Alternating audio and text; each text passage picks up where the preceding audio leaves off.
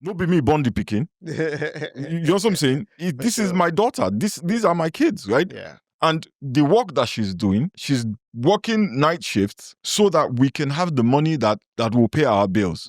How do I say, I'm a man, and you are watching the woman in front of you struggle. And then at night, you want to organize. How? Organizer. How? See his head like coconut. How? My friend, put your hand in your pocket. Unfiltered. So, welcome to another episode of PF Unfiltered. My name is Femi Omontayo. I'm the PF in PF Unfiltered. I'm the PF in PF Unfiltered. And we've got two really special guests here with us this evening. Good friends of mine. Love them dearly. And I'll just let them introduce themselves. You go first. Okay. Hi, everyone. I'm Dami Akibola. I'm an associate pastor here at New Covenant House. I have the privilege of serving under PF for 17, 18 years? Yeah, I've known Dami for a minute now. When I first met him, he was a little boy. He used to like to, used to wear these short knickers. Wow. Wild. He's a grown man. Yeah. And so, yeah, that's it. Dami, what do your friends call you? Gurimakpa. Wow. They call me Damo. Nobody calls you Damo. From Nigeria, did you? Okay. That's it. Yeah. Yeah. Elder statesman, Indeed. our father in the Lord. I think that's UPF. Okay. And can we have Ati introduce herself, please? My name is Lolade Akibola. I am married to the lovely Dami Akibola. I serve as the head of the finance ministry here at New Covenant House. AKA CFO. Sure. Well, I don't understand that, sure. Are you saying that we are not at the level to have a chief financial officer? Or are you saying, what are you saying? I would never. You better never. I would never. You better never. Okay. Anyway, we've got a great show for you guys tonight. There's loads for us to talk about, and we're really looking forward to the conversation. But first of all, and by the way, I don't like doing this host thing. I really suck at it. I wish Esther was here. And Tunde. Oh, by the way, Tunde just had a baby. Yeah. Oh, congrats. There we that's go. awesome. That's awesome. Not that he did anything, it was his wife that did it all. But anyway. we're happy Nevertheless, for we them. celebrate. Yes, we're happy for them. So, back to, tell us about you, Lolade. What's your background? Tell us a little bit about your story. Let's see. Where do we start? Okay, so I have a finance background, obviously. And how far back do you want us to go? All the way back. Oh my God. Okay. Obviously, born in Nigeria, middle kid of 3 kids, grew up in a family that is very close. My dad passed away when I was 11, about to be 12. I think, and I say that because it's going to be important to sort of my money story. And then went to college, studied finance for my undergrad, accounting for my master's. I've been in the financial services space for about 20 years. I love all things money, obviously. Especially spending it? No, counting it. I see. Okay. Yeah, Counting that's it, kinda checking strange. it, looking at it. That's strange for me because money for me is a tool. I want to spend it. I don't understand. Why am I counting money? People hire people to count money. There you go. I spend it, they count it. Do you people like to be broke? Huh? Do you people like to be broke? I don't have to be broke to spend money. Okay. Well, if you spend the money and you don't budget it, what happens to it? You spend more money. Okay. Clearly, there are things, as you can see, there are things for us to talk about this morning. This evening. So, Dami, what about you? What's your background? Well, I am third kid of house full of boys. My parents were upper middle class in Lagos, Nigeria. And so how my parents dealt with money, now that I look back, was very interesting. I'm not sure if you want to go into it now or we can talk about it later. Yeah, we'll talk about it. So, will you consider yourself a Nepo baby? I was supposed to be a Nepo baby, but it didn't turn out that way. I initially started out as a Nepo baby. Okay, then what happened? You have a mindset of a Nepo baby. And I do have a mindset of Nepo baby. So what happened? How did you go from Nepo baby to the trenches? I think... I'm just asking. It boils down to not planning for the future. Okay. And I don't want to throw anyone under the bus, but I think people just didn't plan. Right. So Okay. That's fair. What would you say was the one defining event that affected your attitude towards money? Lolade, if you don't mind me asking. Definitely the loss of my dad. So I grew up in upper middle class as well. My dad was an executive at an insurance company when I was growing up. And so our lifestyle when my dad was alive was totally different with our lifestyle after my dad passed. My mom really, really tried hard to maintain that lifestyle, but she really struggled with it because it's just, she couldn't earn as much as he was earning. And I think that really, really stuck with me. So growing up, I was like, I never want to rely on a man for money. B, I never. Sorry, say again. I never want to rely on a man for money. Why?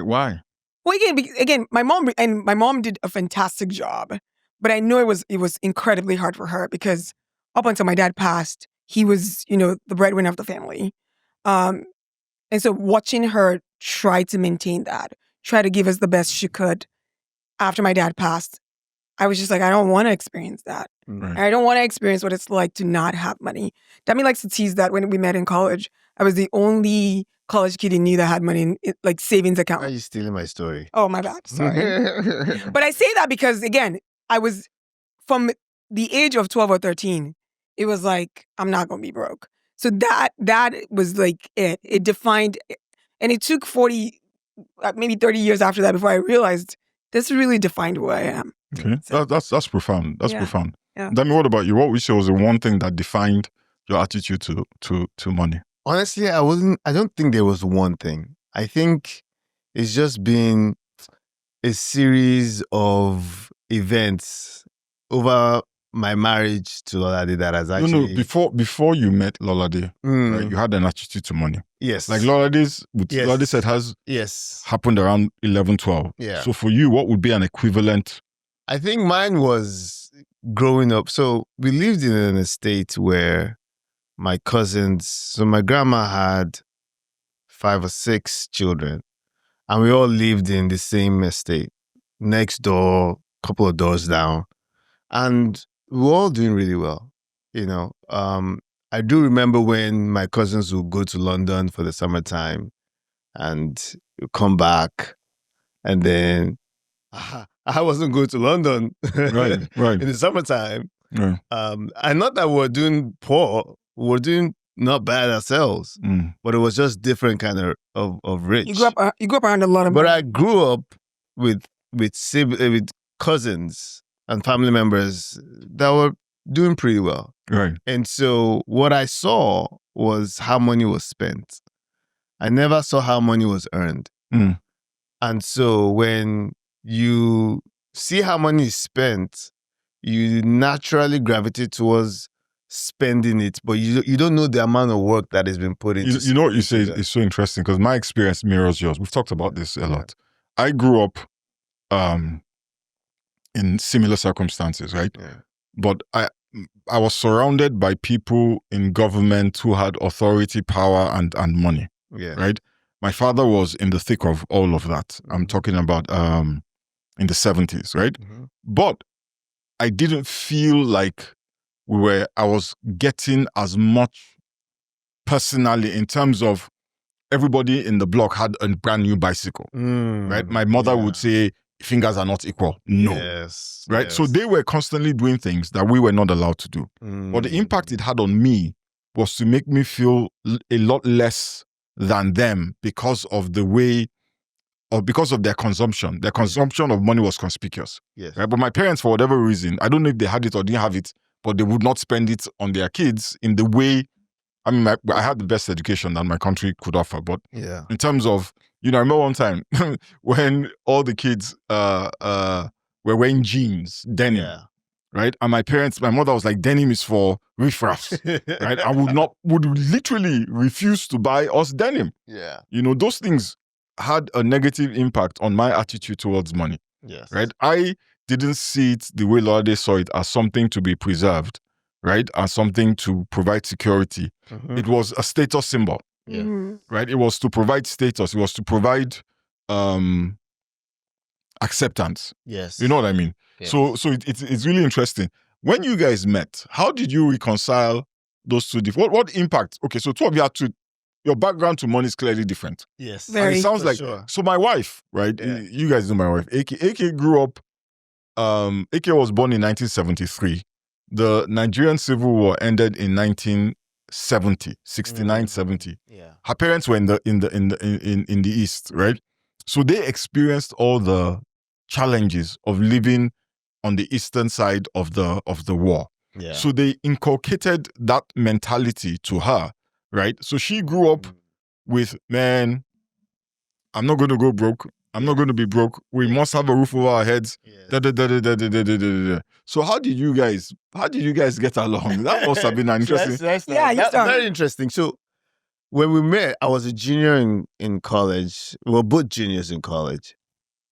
And I recall that I had a very, Lolade was one of the only college students that I knew that had a savings account. Me, on the other hand, I had regular overdrafts with Washington Mutual. Right. Washington Mutual, they knew me that anytime I enter, come and pay your fee first. So I was constantly in the red, negative. Yeah. And when my paycheck hit, you first of all paid the overdraft. So you had a job. I had a job. I was working. But Okay. I was constantly. What were you doing? I was in telemarketing. Oh, you're one of those guys who call I us. used to call, yeah. How did that could not have been good for your ego? Yeah. It's I was making money. That was all I said. dropping the phone on you. I got over it when I saw the paycheck. So meeting Lolade and seeing how she was spending money and how she had a savings account confused me. Nah, I know the college student. You know, why am I broke and why Why do you have money? Yeah. So that was interesting. Yeah. No, actually, I have to give Dami credit. I think very early on, once we got serious, Dami really relinquished his finances to me. It was like, my credit is There wasn't rubbish. really much to relinquish. I'm just saying. Fair point, but he That didn't is fight true. me on it. You know Right, what I mean? right. Yeah. He was very quick, like, listen, my credit is like 500. Yours is like 7 something. Yeah. My account is always overdrawn. Yours isn't. So we started, by the time we were like this is after we had graduated college and he had moved from Houston to Dallas. Very quickly, he was like, listen, you can have at it. You know? I think the defining moment of it was when we were planning our wedding. Yeah. I think that was the kickoff because that point, Lolade said, hey, we don't have, our parents are not wealthy, so we have to save for our own wedding, everything we want. So for 1 year, all of our money went to savings for, and then funny enough, I had a degree in accounting. I have a degree in accounting.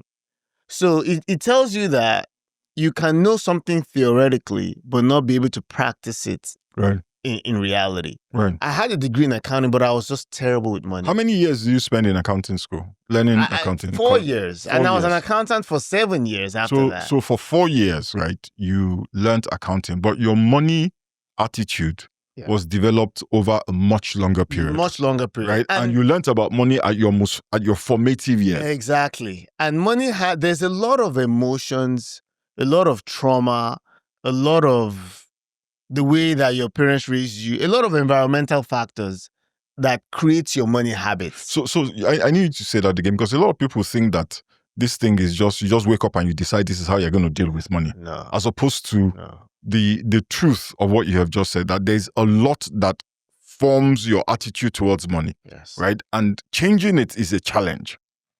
How did you relinquish the finances? Yeah, that's how I'm because I know that could not have been easy, knowing you. But you know what's funny is I knew that I was bad with money. Right. And I knew she was good with money. Right. And the one thing I've never, and it's just inherent in me, is when it comes to money, I have no ego because the one thing I know about me is I don't know everything. So once I clued in that, okay, I don't know everything, and it seems that she knows more about money than I do. So I said, before we even got married, when we got engaged, I just said, hey, here's my bank account. Are you sure Lade didn't threaten you that if you don't submit this, because I know Lade doesn't play. No, no marriage for you. To be honest, though, what really helped is that we had goals. Right. We had common goals. Yes. So in the beginning, it was we're combining our money so that we can plan for the wedding. Okay. That is a common goal, right? So we did that. after the wedding, and I'm an executor by nature. If it's go here, I don't hear come. Once you say we're going here, We are going. I'm gonna work towards that goal. So we did that, and then after the wedding, it was okay. We're saving for a house, right? So by the time we had finished saving for the house, we were pregnant with a kid. So by the time Dami looked up, 5 years had gone, and the entire money management was really my court. There was a time where Dami was like, you know what? You are too much. You do too much. This was like 10, Uncle, 15 years. but let me tell my story. Yeah. Okay? Sure. So Dami goes, you literally, this was maybe 10 years in. Again, because in the beginning, right, it wasn't a conscious effort. I don't think it was a fully conscious effort to relinquish the control. It was just natural because things were happening. Right. And so 10 years in, he's like, I cannot do anything. You're always budget. I'll take over the budget. And I gave it to him. I was like, you know what? You can have it. And let's see how it goes. How long did it take you? This story, I don't remember. This story that she speaks of, you forgot I'm not even sure it's factual, in my opinion. Actually, I think I have... PF, you've known us long enough to know this was a true story. Remember... I think 2 months in. Yes. Was it up to 2 months? It was not. I'm not a quitter, so I don't remember this. This thing you're saying, I don't really believe it happened. You know the question that this raises for me is this, right? Both of you have African descent. Yes. And the African cultures have very rigid roles and opinions about how money should be managed in a family. Usually with the husband taking the lead, right? In fact, a lot of women will tell you that they marry a man because he can provide, right? That is 40% of the reasons why they will marry a man, because he can provide. And once they get married, the expectation is that they take a back seat. Right, to his provision and subsequent, because the man feels he's the provider, then he also becomes the manager, right? How did that play out in your marriage? I don't think we've ever had traditional gender roles, to be honest with you, in our marriage. And I think a lot of times, and I say this to a lot of young women especially, is like, you want to replicate and mimic something you watched growing up. But really, when you look at the underlying result of what you watched growing up, those marriages a lot of times were not successful. Yeah. Right? They were long. There was a lot of, you said what? They were long. They were long, but not necessarily successful. So you're saying that the fact that the marriage was 50 years does not make it successful? No. And what makes a marriage successful? Are you friends? Do you have partnership? Do you feel like you are a unit? I think there was a lot of imbalance in those marriages where the men were like, okay, I'm providing and I'm managing. So I get to decide everything. I get to do whatever I want. And you just stay home. Meanwhile, we are 21st century women. We want equal rights. We want to be able to have a partner. But then we also want the guy to provide everything and manage everything. I think we're being unrealistic. One of the things I hear a lot as a pastor from young ladies is that, well, my father did this, my father did that. Right? You and your father's marriage, though. Exactly. Or your mother's marriage. Exactly. Right? And then a lot of the mothers, they get to a certain age and they leave their husbands and they are doing omugo from daughter to daughter, from house to house, because they can't bear to be with the man. Yeah. Right? And you point to a marriage that you clearly do not want. Right? But when it suits you, you point to that marriage as an example, right? Yeah. And the problems that come with that format, we pretend like those problems don't exist. Yeah, we want to eat our cake and have it too, right? Yeah. And say, I want the cake. There's no shortcut in life, right? Like, there is no shortcut. You pay somehow. Right. So I think for us, we've built our marriage on what works for us. Right. And that's what I say to couples a lot of times is, don't you feel any pressure, though, from the sisterhood? Well, I think the question is, does Dami feel pressure from the brother? No, do you feel pressure from the sisterhood? No. None. Nobody's like, Lolade, you are the one doing this, you are the one doing that. What's Dami doing? And I don't do, Dami does a lot of things. No, I'm not even talking about, because, it's just, if you mention that you manage the money, right? Yeah. There's no, what's your husband doing? Yeah. No. Really? But again, I don't surround myself with people who ask such questions. Thank you. I really don't. My social circle is very much people of like minds. Right? So, I'm surrounded by marriages that look like my marriage. I'm surrounded by people who think likely the same way I think. So I don't get that question now. I love that. So basically, the people you surround yourself with will impact the way you perceive your worldview. 100%. Awesome. Dami, how did you navigate that? Because I know that, as a proud Niger guy, right? I don't know that I honestly, I always looked at it this way, that we were one unit. I wasn't ever separate from her and she wasn't ever separate from me. And wherever the holes were or the gaps were, whoever was well equipped to fill that hole or plug that hole was going to execute. This is why we have them teaching our premarital counseling class, just FYI. This is wisdom, right? And I know some of you on social media are going to lose your minds because of what they are saying. But let me encourage you to just open your mind and think for 20 seconds and not allow your repressed, not allow your, I was about to get spicy for a minute, and not allow, emotions cloud your reasoning. Yeah. So that's interesting. That's how I always looked at it. There are some roles in my family that are traditional gender female roles that I do. Give me an example of one. The kids. He's a better parent. Let's be honest. I won't say I'm a better parent, but I'm more hands-on with our kids. We have a 16-year-old now and a 13-year-old. But honestly, when we were in the thick of things, the way that we set up our life, when we both got homes, I picked up the kids from school. Lolade worked further. Wait, what? You picked up the kids from school? I picked up the kids from school. I would leave work. Are you a man?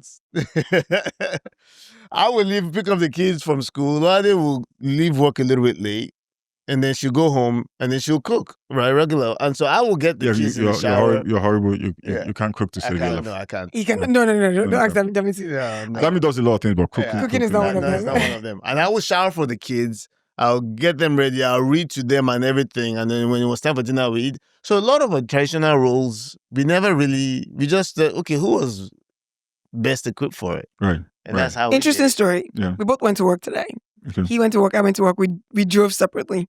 I mean, immediately I'm thinking, we're both heading this way. What are the kids going to eat for dinner? And then I called Dami and I'm like, are you on your way? He's like, yeah. I'm like, I was going to think maybe we should. He's like, I already sorted that out. He had already called our son, sorted out dinner. What are they going to eat? He's a better parent. By the time I'm thinking of it, Dami's already done it. And I think that that's sometimes what's missing is it's a partnership. It doesn't it's a team. It's like we're so focused on money. I need him to give me money. Is he a good man? Is he kind? Is he fearing? Is he God-fearing? Is he kind to people? Is he an amazing dad? Is he a good partner? Like, we discard all of these other qualities over how much is in his bank account or how much you think he's earning. And the reality is that we earn money at different levels throughout our lives. And pegging someone for how much they're making in one season, I think is so unhealthy. And I think it's stopping people from literally meeting the love of their lives. One of the things that I hear a lot, and I don't mean to sound biased against any particular gender, but one of the things that I hear a lot is the idea that a man must earn more, right? Not in my marriage. Really? I'll be very transparent. Okay. But there's been seasons. Right. There were seasons, most of the seasons, my wife earned more. There were some seasons where I earned more, but those seasons were, to be very frank, were not a lot. Yeah. My wife is just a high earner, but the key to it is this. When it was time for her to go to those dinners at night, when it was time for her to travel to those meet the executives, when it was time for her to do all those things that help you to move up the ladder, I was the one holding out the fort at home. Right. I was the one with the kids. Right. I was the one with it. But I didn't look at it as she's bringing in her money. I looked at it as in she's bringing in our money. Right. Because in Texas, it's a common law state. If we were to divorce, it's 50-50. Right. So whether I'm the one physically earning the money or I'm indirectly earning the money, it's still coming into the same bank account. Right. So I always looked at it that way. Okay. And to be honest with you, my wife is that kind of people. She's a nerd. She's great with numbers. Yeah. So I realize she is better equipped at earning money than I am. That's a profound statement that you make, and it speaks to some degree to my challenges as well, right? Mm. My wife is a pharmacist. Yeah. I've always been a pastor, and I've been a pastor that is planting churches, right? And immigrant churches are not the richest churches, irrespective of the size of the churches, particularly if you're not one of those pastors who's constantly got his hands in people's pockets, right? Yep. So AK and I have always had to develop a system that worked for us, right? And one of the challenges that I had, and I don't know if you had this challenge, was the idea that my wife would look down on me, right? Or the idea that my wife's people would look down on me. Or I remember one time I gave a testimony in church about how my wife bought me a car. Yeah. You know, and somebody was like, "Why is your wife buying you a car?" You know, and I wanted to slap him and his ancestors, but the Holy Spirit took control of your hand, of my hand and my heart. You know, but you know, people have a perspective, right? And they are very vocal about that perspective, right? How did you navigate that? I don't know. I never looked at it as in, I guess because, so I left Nigeria when I was 18. Right. And so my parents came to the US for college. They went back to Nigeria. My parents had, in some ways, a very traditional wedding and very traditional marriage. But I was determined to not fail where they failed. There were some things that I learned from my parents' marriage my parents are divorced now, but I realized that I didn't want the same pattern to be repeated in my marriage. Right. So I had to take active steps to make sure that this doesn't happen again. Right. But I wasn't looking at it as in, oh, my wife did. Do you think, by the way, that us combining our resources early on helped? 100%. With not having to think about who makes more or less? 100%. But what's, to be fair, what's also easy is that when we came together, we had nothing. Yeah. We were in college. Right. We didn't have much. Yeah. So I feel for those guys now in their 30s and their 40s and they make a lot of money. So the challenge in dating right now is so difficult because the risk and the stakes are so high for what the amount of money they're going to lose. So making the right choice, there's a lot more pressure. But we came in with like, we were just in love. We were just in love. But what I think marrying somebody, irrespective of age and situation, because you love them, right? Honestly, we have come to denigrate that ideal, right? Yeah. We minimize the importance of it, right? If you marry somebody who you sincerely, genuinely love, somebody you genuinely care about, it is so much easier to do whatever is necessary to keep that person in your life. Absolutely. Right? You will change diapers. Yes. Right? You will work towards the success of that marriage. Yes. But when you marry somebody, right, from that perspective of convenience or transactional, right? I'm at that age, it's time to marry who would suit the position better, with the hope that you will fall in love with them afterwards, right? It's harder. People do it, right? But it's really, really hard because there are a lot of things that will make it difficult to fall in love with them that happen in marriage, right? The idea that I'm going to change diapers, right? Coming from where I come from would have been problematic. If not that I loved this girl, right? I can see her struggling with these children, right? How do I turn my back on her? Absolutely. Right? And say, I'm a man, I don't change diapers. No be me born the picking. You know what I'm saying? This is my daughter. These are my kids, right? Yeah. And the work that she's doing, she's working night shifts so that we can have the money that will pay our bills. 100. How do I say, I'm a man? Can you imagine? And you are watching the woman in front of you struggle.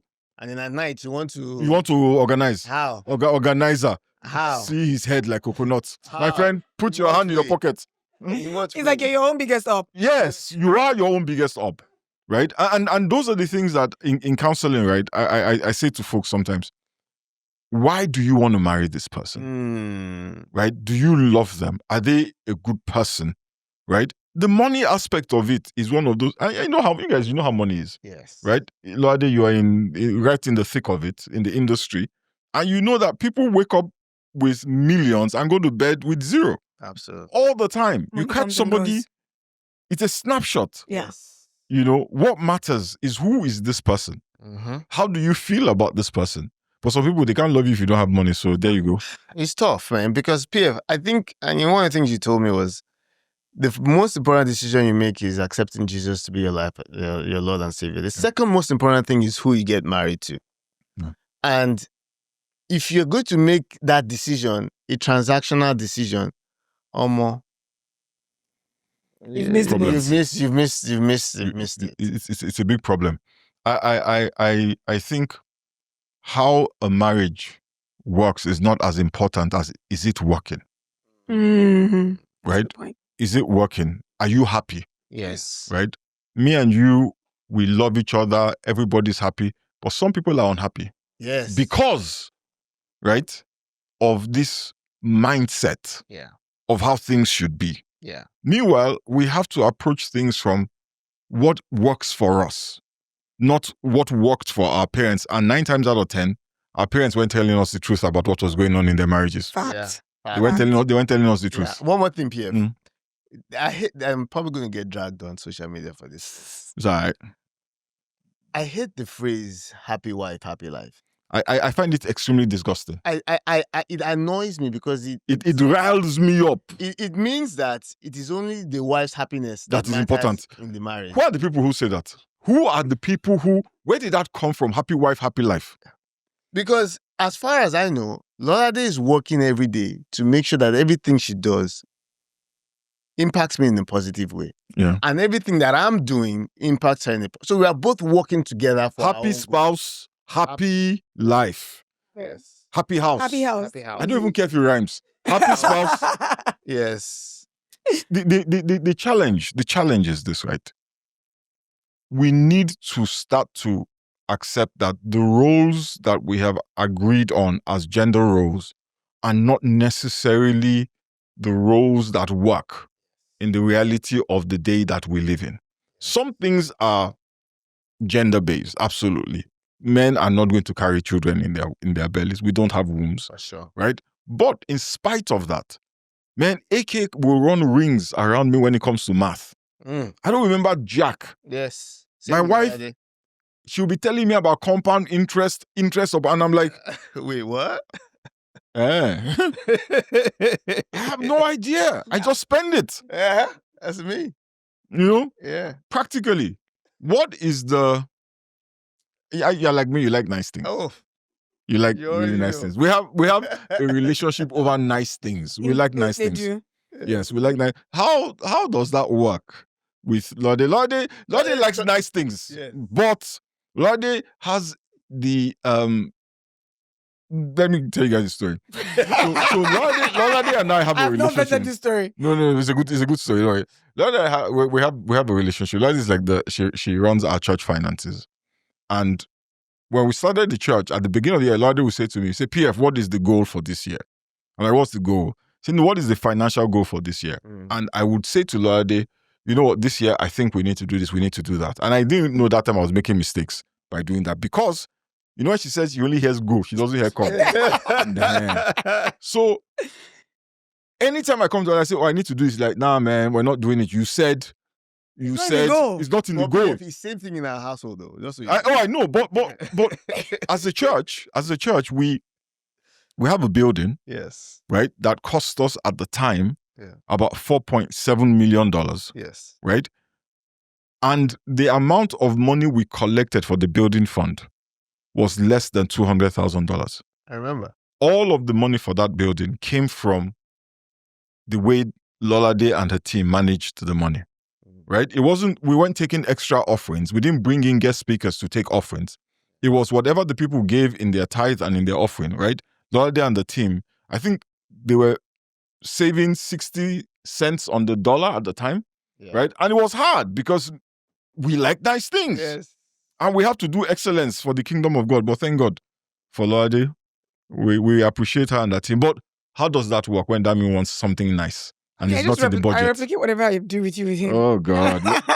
No. Actually, we have I feel like we have a good system. Yeah. It's good. Dami, is it a good system? Do you think it's a good system? I think it's a good system. So PF, I can do that tonight. So we're the good thing is we're both W2 earners. We both have jobs, right? That are we're not entrepreneurs. We both work regular jobs. So, but we have a family meeting every December. We know what we're going to earn Okay, that's when Dami is gentle. I know. Dami is very different in that December. You know, we're like, okay, we sit down, we do the budget. In the beginning, we used to argue a lot, back and forth. Drag out fight. Because Dami will come with, okay, I'm a practical person. I'm very practical. Annoyingly so. pragmatist. 1 + 1 = 2. Forever will always equals 2. That's not quite accurate. You want 1 + 1, you can if you plus Holy Spirit, I mean. can bring 5. So enter family meeting and Dami will be saying, and I'm exaggerating, but it'll be good to buy a boat this year. It'll be good to do this. Like So I'm a dreamer by nature. I dream a lot. Halala day.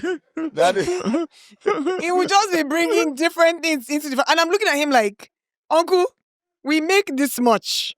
Where? So I said, you know what? I tried this with PF 1 year when we're doing church budget, and I was like, I'm just going to replicate that. So now we have family meeting. We sit down and we do a budget, and we say, this is the income.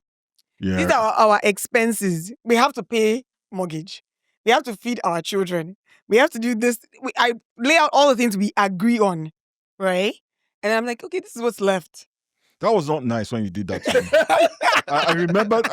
Why, you don't like math? I don't. I really don't. Lolade would say, well, you want to bring this guest speaker? No problem. You want to change the AV system? No problem. But here's the money. you decide. It annoys me. Dealer's choice. Lolade, man. You know? So it really makes it easy to not have an argument. Because the things we agree on takes about 70% of the budget, right? And Dami's he's already starting to sing now. We need bam bam money. We need bam bam money. Figure it out. Like he thinks if Dami's not spending money, he'll be coming over every day and say, I'm depressed. I'm sad. But is this what life is for? I love window shopping. It makes me happy. It brings me joy.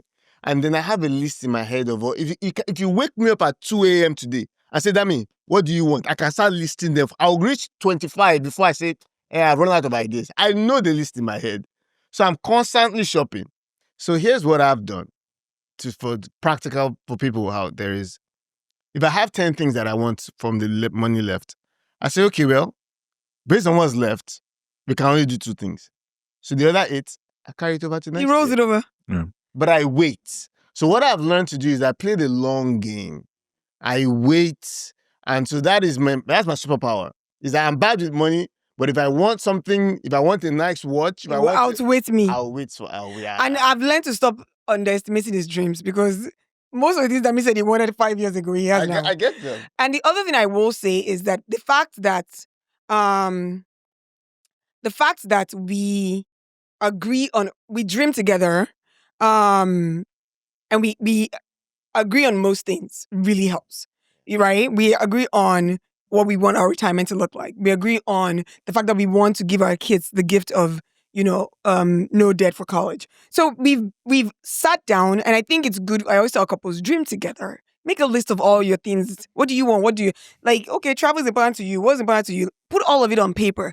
Once you have your joint dreams, it's easy to. Money is just, again, to be fair, money is a tool. Money is a tool to accomplish the things you guys have decided together. If you have the dreams together, it's so much easy. There's something you're saying that you may not realize the weight of together, right? A lot of marriages struggle because there's no togetherness. We don't have mutual dreams. We don't have mutual agendas, right? We don't have a mutual life. We're together, we're married, but our eyes are heading in different directions. So rather than unity, you have division, right? 2 people with different things they're trying to achieve. Yeah. And then the money, rather than being a tool to bring us together and take us to our goal, then becomes the wedge that drives us apart. Bingo. And this is why Dami is always yelling that it's super important for couples to have their money together. It forces you to work as a unit. Right. Because everybody cares about their money. Yeah, but will I, but that, if I put my money with somebody, I give up control. Yes. Right? Because now that person has access to that money, right? They have access to impact my dreams, they have access to impact or truncate my agenda, right? So for many of us, right, that whole thing of money together is a problem, not because of numbers, but control, right? And fear. And my wife always says, how do you live with somebody you are exchanging bodily fluids with them? Right? But you cannot do finances with them. It makes no sense. You made a human with them in some cases. Yes. Right? Yes. So that tells you that the problem sometimes, right? Money is a symptom of a bigger problem. Yeah. Right? The two have not become one. Yes. We have not become one. We are one sexually. Yes. We're one in terms of shelter, but we're not one in terms of vision. Yes. Right? And as long as we're not one in terms of vision, we're going to have problems, particularly when it comes to money. There's a question I want to ask, because you mentioned you want to leave your kids without debt. How do you guys manage? Because you went to college in America, so I'm sure somebody out of the two of you, your old man had passed away, right? One of you had some debt coming into the marriage. Yes. How do you guys navigate that? So again, you know me, I hear go, I don't hear come. It helps. I luckily didn't really have debt from college. Between scholarships and You're also very smart. I'm smartish. Very smart. Smart enough to get a scholarship. Well, I'm not saying that means not smart, but you're very smart. I did say that means not smart. Yeah, I'm not even. It doesn't bother. Do you get scholarships? Because me, I didn't get one scholarship in my life. I got a scholarship. I won't lie. Oh, you're better than me. My wife had the best. She kept getting scholarship. Let's not even talk about that. As you can see, I'm traumatized by brilliant wives. But between all of the scholarship, 5-star, everything, I didn't have to really. But Dami actually didn't have debt in his undergrad. He had debt for his master's. And so that was one of the things we needed to tackle very early on in our marriage. And we were like, I think this was very early in our marriage.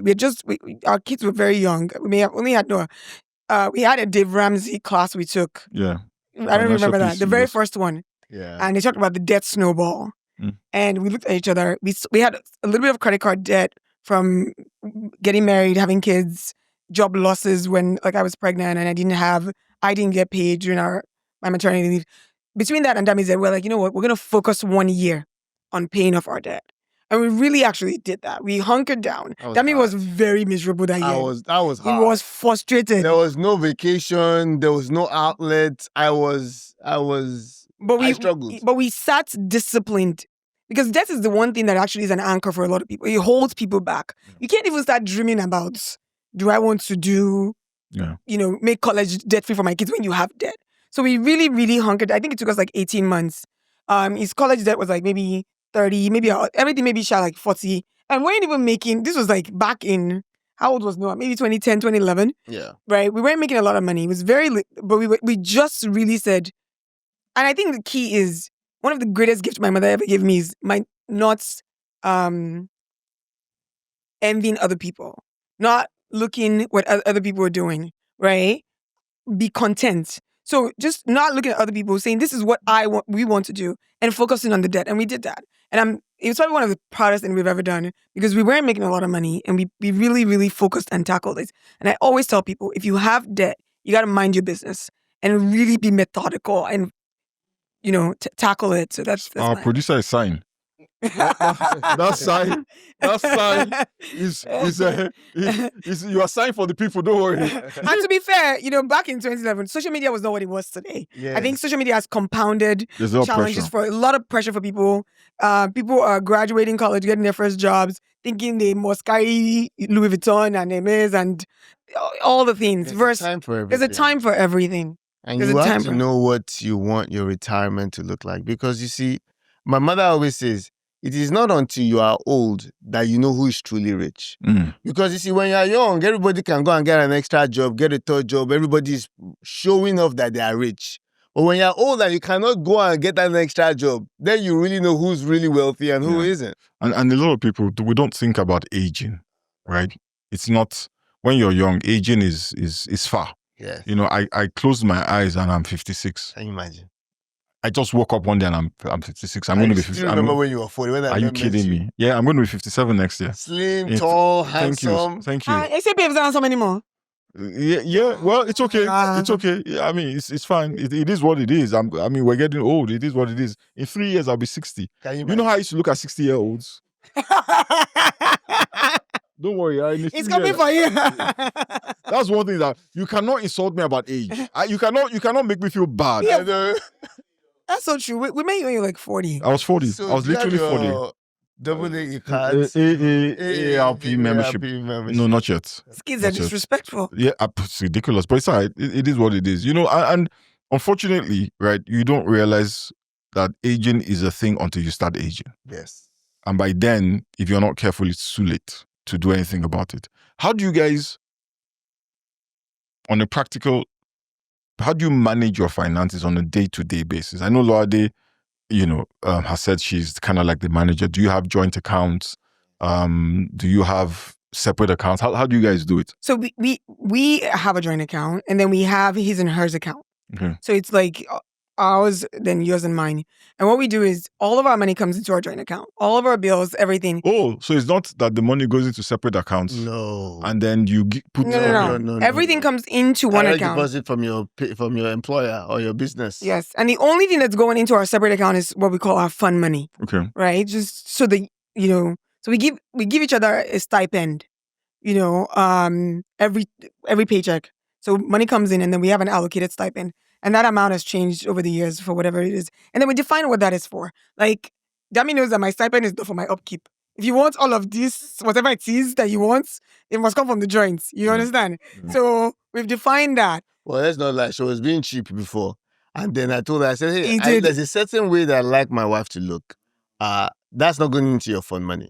That's coming out of the joint. He did. Because he knows I'm cheap. Yeah, because if you make happy out of her stipend money, you get what you get. You get what you get. Yes, and I was not. Yeah. You get what you get. Yeah. So that's how we've done it. And it really works for us. Because, again, everything is together. We talk about everything. We have no problem talking about money. We have check-ins where we talk about our goals. It's really fun to dream together. Where do we want to be, by the time we're, that means... I do enough dreaming for both of us. Older than me. I would say he's an elder statesman. What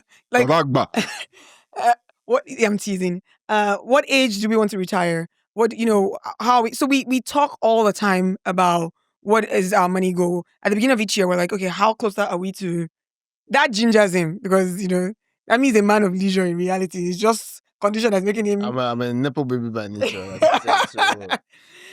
So yeah, that's what we do. We have a budget. We do. And we stick to that budget as much as possible. Whatever is in there. We even have budgets to help our family members in Nigeria. We have a budget. Wait, back up. So you guys actually, how does that work? Helping relatives? Whose responsibility is that? How does that work? It's both our responsibility. Yeah, we talk about it. Okay, so so and so needed this. Because I know your mom, and Yeah. I know your mom, Yeah. right? Yeah. Both of you, your fathers have gone to be with the Lord, right? So I know both your moms. So whose responsibility is whose mom? It's both our responsibility. No. For real. Really? Yes. Wow, tell me Yes. about that. Like sometimes I'm just, a lot of this mom is like my mom. Yeah. So sometimes I'll just, I'll be nice to her. I'll send her something nice. And a lot of they do the same. So we don't look at it as in his versus mine or whatever. What we've also done is that sometimes if it is such an immaterial amount because of the exchange rate with Nigeria, I don't even bother talking to Lolade about it. We have a threshold. If it's anything under $100, I'll just be like, I'll send that money.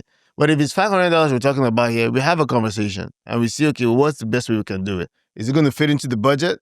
Something's got to give somewhere. And so we have that conversation. And it doesn't have to be a long conversation. It's just hey, so-and-so needs this. Guys, it's keeping each other in the loop Yes. of what's going on so we know what's going on.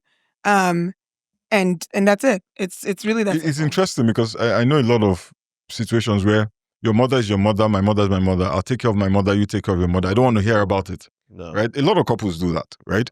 And then that then breeds resentment because one parent might need more at different times than the other parent, Absolutely. right? What Ake and I do is very similar to exactly what you guys do. Whatever her mom needs, when she comes and says, I need to send money to anyone, I'm like, why you do? Of course, I'm going to send it. Yeah. When I need to send money to my dad in Abuja, I send the money. I think fundamentally, right, the takeaway that I have from this conversation is the person you marry matters, 100%. right? 100%. And why you marry them. I don't marry them for what they bring to the table. That word annoys me. Marry them for if nothing is left. Yeah. Is this person kind to you at your old age? Yeah. Would they take care of you? Yeah. Would you take care of them? Yeah. Those are the things Can I that ask you a matter. question, Yes, both sir. of you? What is it that Dami does that makes it easy for you Oh boy. to do what you do? A lot. And what is it that Lolade does that makes it easy for you to do what you do? Because I know that what you do, because we talk and I talk to you, I know that what you do can be stressful sometimes and can be difficult.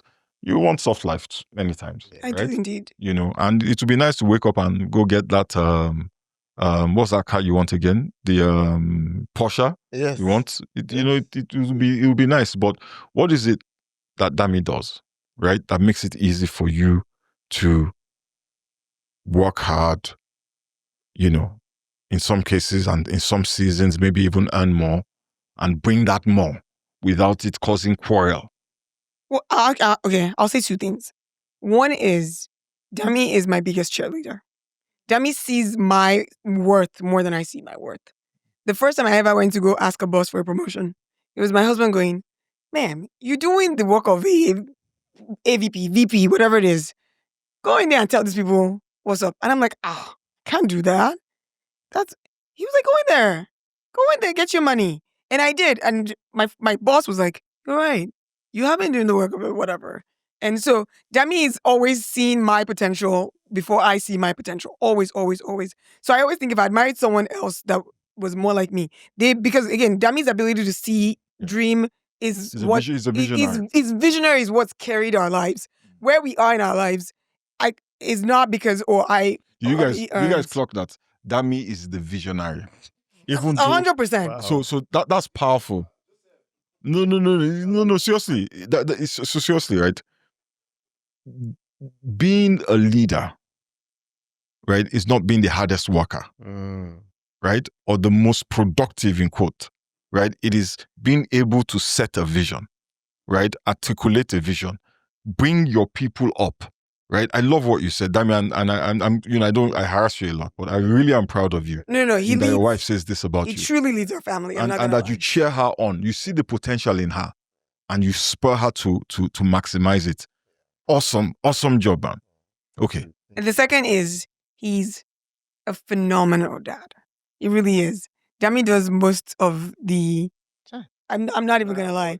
I literally get to go do whatever, and knowing that the that's kids enough. That's enough.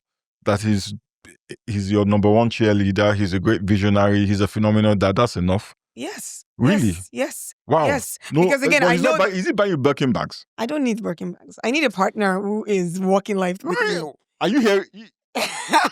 Okay. I mean, again, I feel like the life we've built, if we wanted to be reckless, we can go buy the Birkin bags. But that wouldn't have been possible without the partnership. I think that if couples really work together, you know, that scripture about wherever, you know, can two work together, and, you know, and that is a scripture. Yeah. Because me by myself, if I'd marry someone with my personality, we would, first of all, not accomplish anything. Yeah. We would still be where we are. And we'll just be sitting in our one bedroom apartment checking our bank account every day. Yeah. So you need, him being a visionary has really been what propelled that, honestly. Awesome. Then what about you? For me, like, Lolade, you know, I preached a sermon about diligence. Because I talked about how growing up, I saw how money was spent, but I never saw how it was earned. What I have seen my wife do, her character has taught me what it means to work hard. My wife is relentless when it comes to work. So a point where I'm like, Auntie, calm down now. Calm down, relax. Abi, why are you working on your birthday? Auntie's birthday was yesterday and she's working. Happy birthday. And I'm just like, sister, take a day off. But what it has taught me is that in the rain, in the wind, in the snow, just continue to grind, continue to work hard. So her work ethic, that one I'm still learning. I'm a work in progress. I'm not even going to front. And on the home side, my wife gives me peace. So I would not lie. My wife, some guys like, they're like, my wife's afraid to go home. Not my wife. My wife, I'm looking forward to going home to meet my wife because she gives me peace. There's no stress. She does not stress me at all. So Those are the two You know, things. I really have enjoyed this conversation because it seems like the two of you have a lot of regard for each other.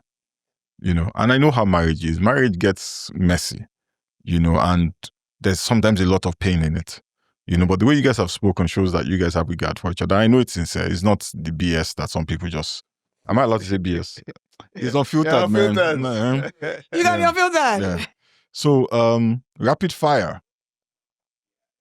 Or maybe not rapid fire. Our time is up. Yeah. Rapid fire. Rapid fire. Oh boy. Okay, let me... I'll let you answer all the Ah, questions. no. We will share the burden. Okay, one quick question. What money fight makes you laugh now? And then we'll wrap up. One fight you guys had over money. I think it's really whatever the issues we had in the beginning where Dami wasn't practical. Dami's very... Actually, the funny thing now is Dami has started to behave like me, where sometimes I'm spending and Dami's like, and slow down. So now I laugh because I feel like he's more like me now than... His eye has opened His now. eye has opened. The Nepo baby skills are falling off his eyes.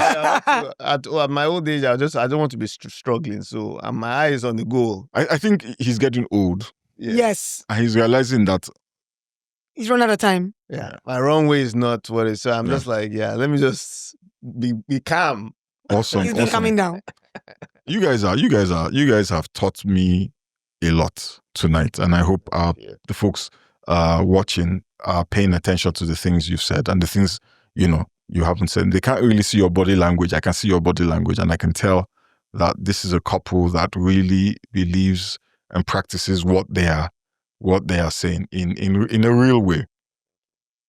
One thing that I hope everybody has taken away from this is the person you marry matters.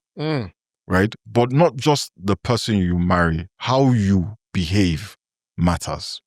If Lolade had not behaved or does not behave the way that she behaves, it will make it impossible for Dami to behave the way that he behaves, and vice versa. So basically, it's important that you marry the right person, but it's also important that you are the right person for you to have that marriage that everybody desires, right? So yeah, with that, just want to say thank you to Dami and Lolade, wonderful couple, great friends. And Lolade and I are going into our budget meeting for the church in a couple of weeks. Oh yeah, I am fasting and praying for that meeting. He always comes with a list too. Him and Dami. I always come with a list, and but I've learned we've been doing this now for 15 years. Yes, but you still come with a list. Yeah, but we don't fight as much. We don't. Understanding day. Yeah, and we're working it out. We used to fight a lot at those budget meetings. We don't fight anymore. And God has done good things. Great things. Thank you guys. Thank you so much for coming on. Thanks for having us. So please follow us on Instagram, YouTube, PF Unfiltered. Follow me, Femi.Omotayo, on Instagram. Bye. All right.